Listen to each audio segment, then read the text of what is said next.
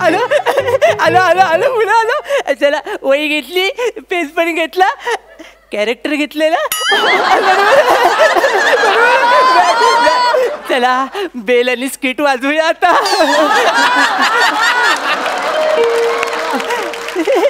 कोण आलंय सकाळ सकाळ दरवाजात? कोण है जो दरवाजे में? हे नाही जमलं. Excuse me. इथे या नावाचं कोण नाही राहत. तसं नाही मी ची चौका. मग हा तुझा प्रॉब्लेम आहे. सर प्रॉब्लेम नाही, हे माझं नाव आहे सर. ची चौका म्हणजे चिन्मय सौमित्र काशीकर. अच्छा अच्छा. सर पण तुमचा हजरजबाबीपणा मला प्रचंड आवडला सर. हाच हजरजबाबीपणा जर तुम्ही मागच्या स्किट मध्ये दाखवला असत ना तर तिजोरी उघडी पडली नसती आपली सर.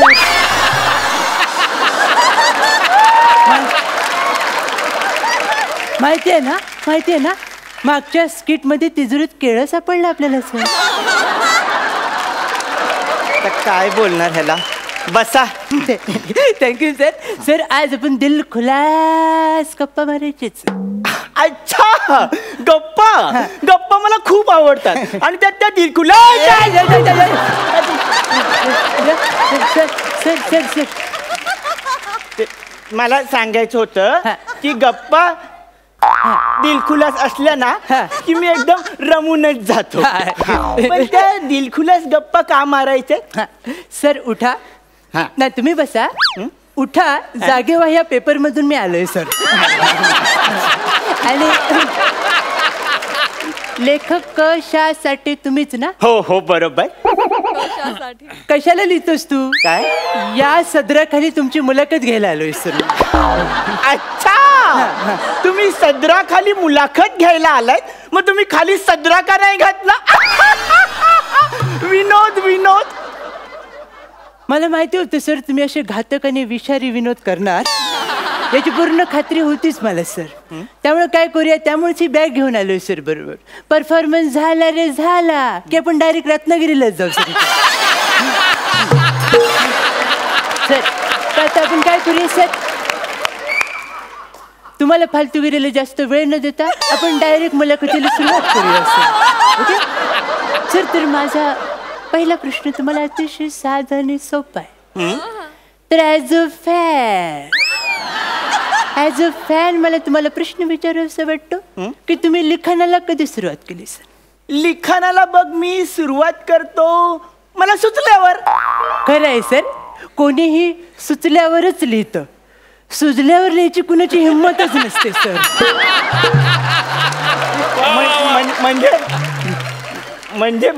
म्हणजे सर काय आहे सर, काही लेखक परखडपणे आपली मतं मांडतात सर. मग ती काहींना पटत नाही, मग फटके पडतात सर. बरोबर. तसे तुम्हाला कधी फटके पडलेत का सर? अरे हो ना, मला रिसेंटली अनुभव आहे असा. सर मी तुमच्या दुःखात प्रचंड सहभागी आहे सर. यासाठी 2 मिनिटं उभं राहण्याची काही गरज वाटत नाही मला सर. आपण पुढे जाऊया सर. आपण अत्यंत महत्वाच्या विषयावर बोलूया सर. फालतूगिरी थोडीशी कमी करूया आणि महत्वाच्या विषयावर बोलूया. तर आता मला जरा वेगळ्या विषयाकडे यावंसं वाटतं, तुम्हाला विचारावंसं वाटतं.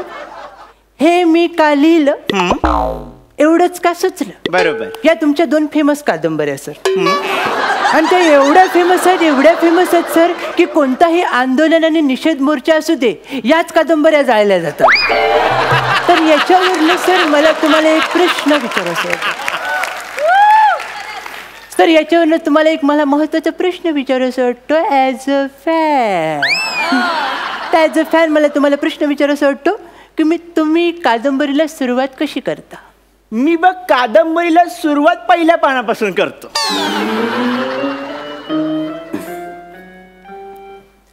हॅलो दादर स्टेशन, रत्नागिरीची 2 तिकीट प्लीज कन्फर्म करा.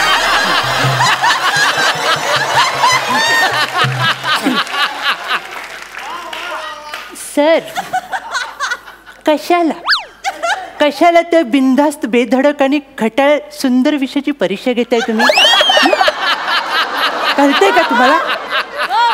मला तुम्हाला काय विचारायचंय, ॲज अ फॅन तुम्हाला असं विचारायचंय की कादंबरी लिहिण्यामागची तुमची थॉट प्रोसेस काय? तर त्याचं काय, मी एखाद्या विषयावर खूप विचार करतो. वा सर. मग त्या विषयाचा खोलवर विचार कर. क्या बात आहे सर, गरज आहे. आणि मग खोलवर विचार केल्यानंतर मला कळतं ह्याच्यात काय मला सुचत नाहीये. मग मी दुसऱ्या विषयावर कादंबरी लिहून मोकळा होतो. म्हणजे थोडक्यात काय सर, तुम्हाला तुमची लायकी माहिती आहे काय करता.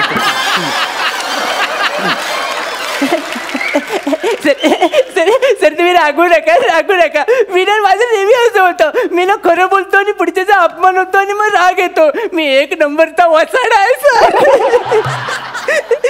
हेच कुचंबना. आपली लोक कुचंबना करतात, पण त्यांना एक कळत नाही, प्रत्येक कुचंबनेतून एक नवीन सुरुवात होते. सुरुवात?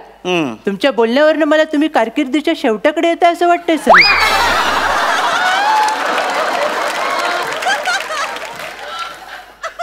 गेल्या ना काय?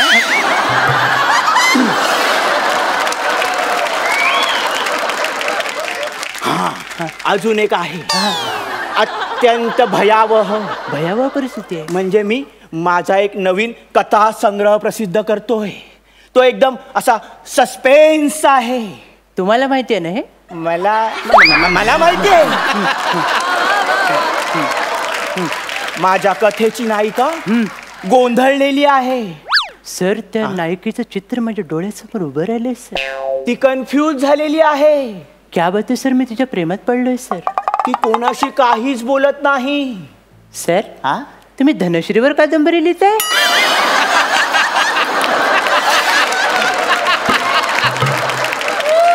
बरोबर ओळखलंय ह्याने सर. पण का सर, का? नाही, मी ठरवलंय रिस्क घ्यायची तर एकदम टोकाची घ्यायची, मध्ये काही नको. पण तुला मी सांगतो, तो कथा संग्रह मी प्रकाशित करणार नाहीये. का? सस्पेन्स आहे ना तो. Suspense, horror Mahadev.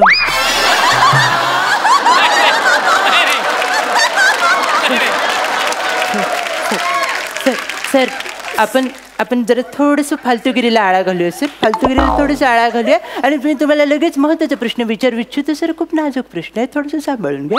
आता काय झालंय, आपल्यामध्ये मित्रत्वाचे संबंध प्रस्थापित झाले. हो बरोबर. एक प्रकारे आपलं बॉन्डिंग झालंय सर. बरोबर. एक नाजूक धागा आपल्यामध्ये निर्माण झालाय. बरोबर. तर अशा वेळी मी एक नाजूक प्रश्न तुम्हाला विचारू असं.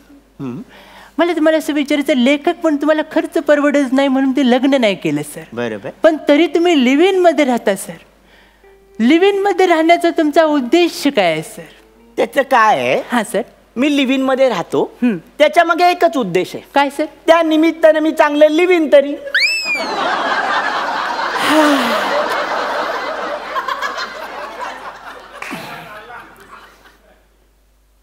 धनश्री, प्राजक्ता, आमिर दादा येतो.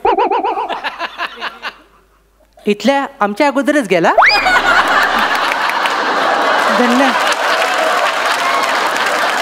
धन्य आहे सगळं, काय खरं नाही. अरे बाळा, काय करतोयस तू? सर, ज्या रीतीने आता तुम्ही लिव्ह इनचा पंच मारलाय ना, मला वाटत नाही हे आपल्याला पुढच्या एपिसोड मध्ये घेतील सर. मी आधीच सगळ्यांची विचारपूस करून घेतो सर. बाळा बस भयावह बोलतोय हा. सर आपण काय करूया सर, आता आपण जास्त फालतूगिरी नको करूया सर. आपण पुढे जाऊया सर. Okay sir. हे मागं जायचं लक्षण आहे सर. इकडे या सर. सर या. आता काय करायचं सर, आपण माहितीये का, आपण गेली 5 मिनिटं खूप पाप केले सर.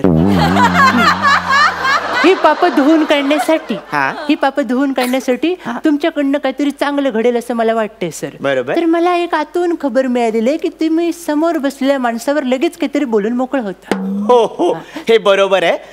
त्या संदर्भात मी प्रयत्न करतो. मी प्रसाद सरांबद्दल बोलतो.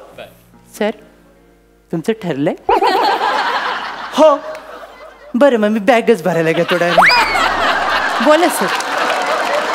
स्वतःच्या अभिनय शैलीने रणांगण गाजवून या घर आपलंच आहे असं म्हणत, लहानपण देगा देवा या विचारांनी आणि ह्या विचारांची नांदी गात प्रेक्षकांच्या मनामध्ये स्वतःच्या प्रेमाचा चिरेबंदी वाडा बांधून मग्न तळ्याकाठी उभ्या असणाऱ्या या युगांत नायकाबद्दल मी काय बोलणार. या युगांत नायकाबद्दल मी काय बोलणार. फर्जंद दुनियादारी.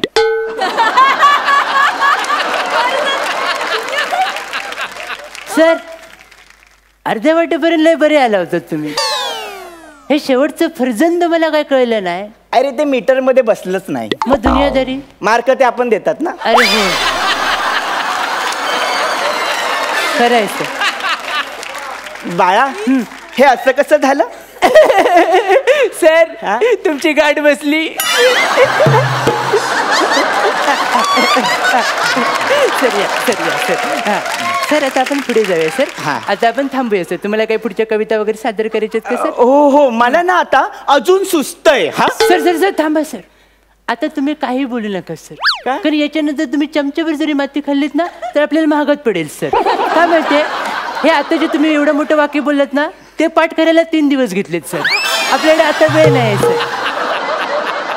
आपण आता आवर्तो घेऊया फालतूगिरी थांबूया सर. मला तुझ्याबद्दल सुस्तय. सर नकोच एवढं धाडस नकोच करूया आपण. अचानक येतो कोणीतरी दारात त्याला मी घेतो घरात. नको. अचानक येतो कोणीतरी दारात त्याला मी घेतो घरात. तो काढतो माझीच वरात.